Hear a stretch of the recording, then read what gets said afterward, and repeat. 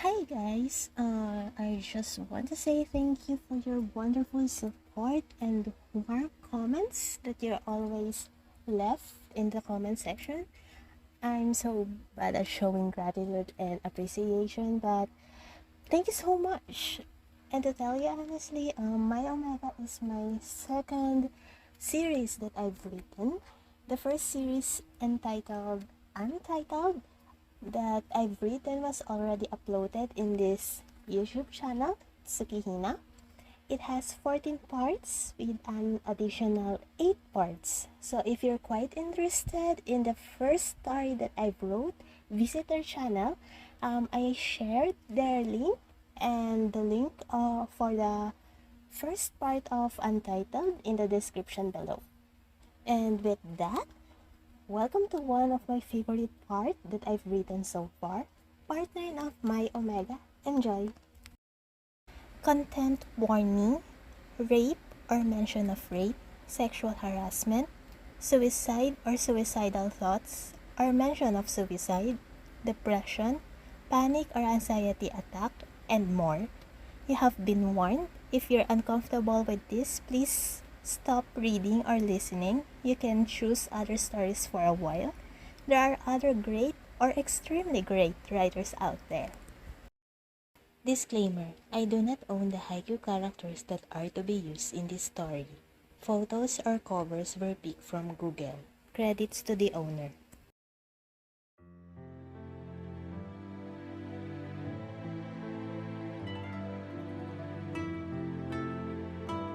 After he cried, Hinata fell asleep with his head laying in Kenma's lap.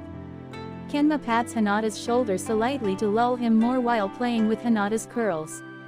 Kageyama silently sits beside Kenma, looking at the tangerine who was peacefully sleeping. Kenma continues to lull Hinata before breaking the silence. Do you think he tried?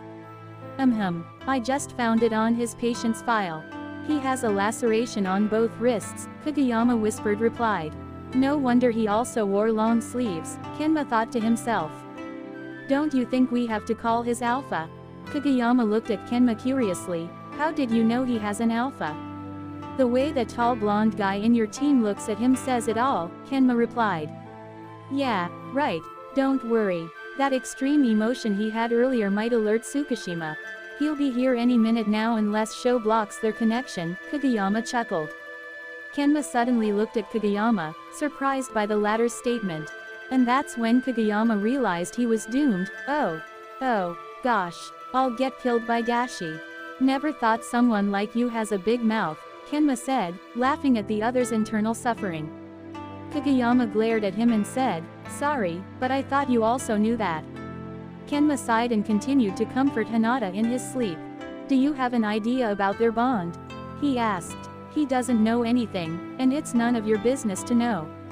Yet, Tsukishima says while entering the gym. Speaking of the devil, Kageyama whispered. You know I can hear you, Tsukishima said. Kageyama rolled his eyes. Tsukishima looked around the gym and asked, where's Tadashi? He goes into the kitchen to help the managers.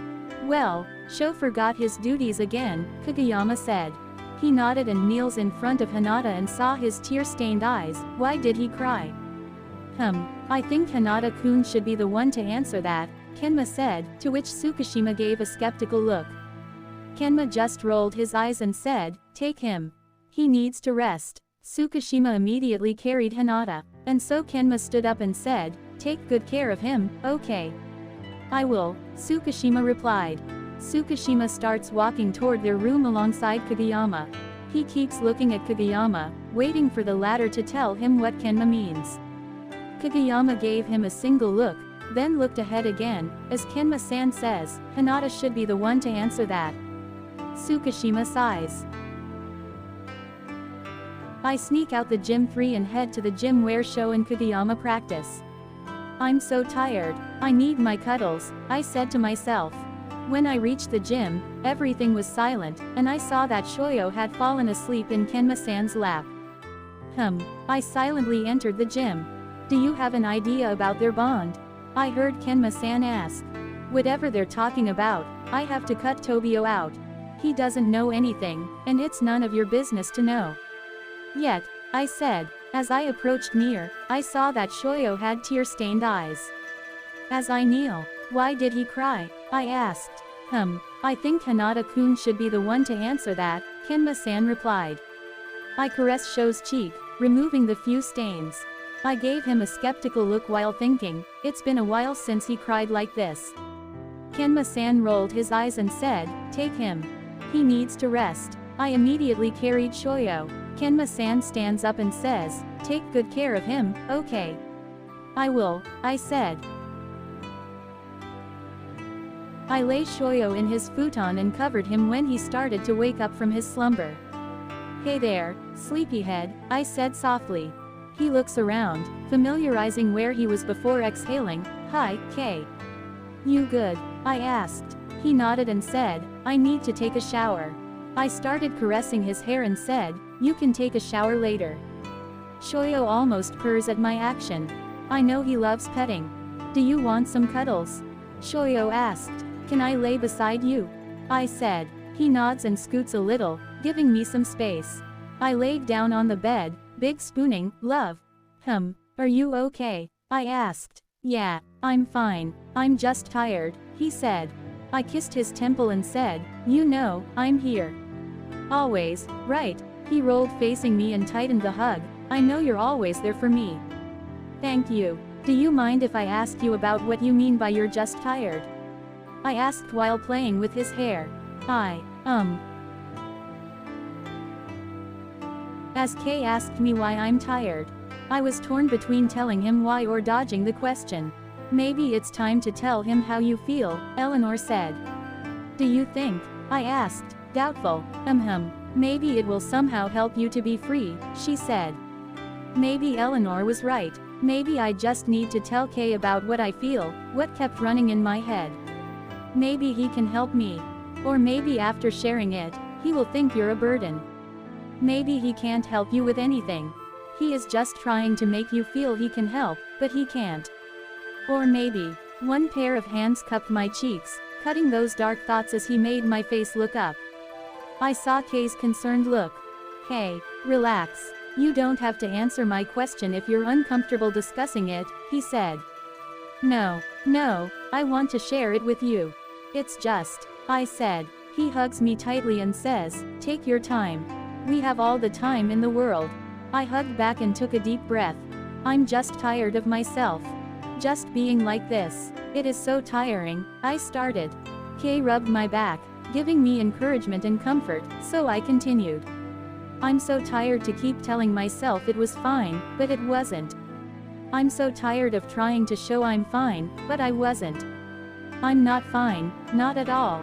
I'm so tired of trying to forget what happened. But damn those memories, I said as I chuckled, it won't get tired of reminding me. Tears start flowing down my face again.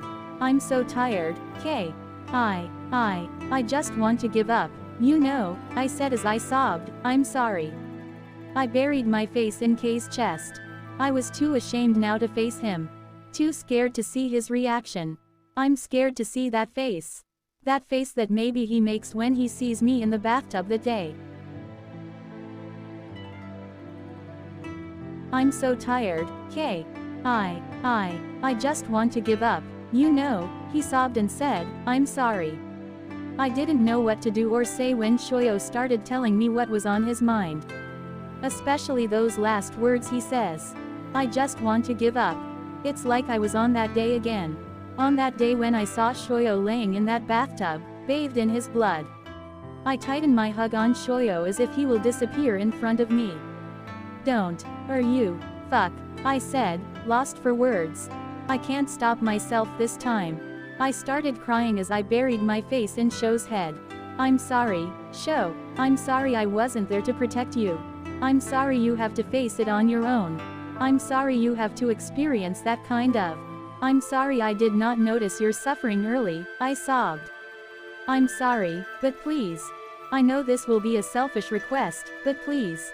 Don't leave me. No, I mean don't try to leave me again, my Omega. Never try to do it again, please.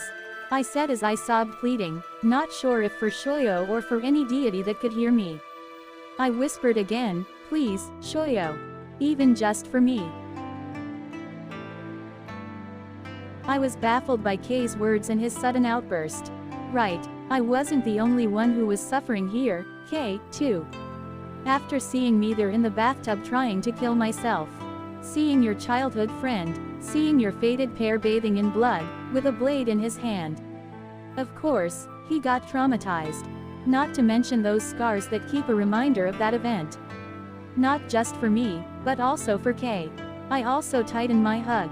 I'm sorry, K, I'm sorry. I won't do that again, I promise. I won't leave you, my alpha, I said. To be continued. If you like this video, consider subscribing by clicking the subscribe button. Bye!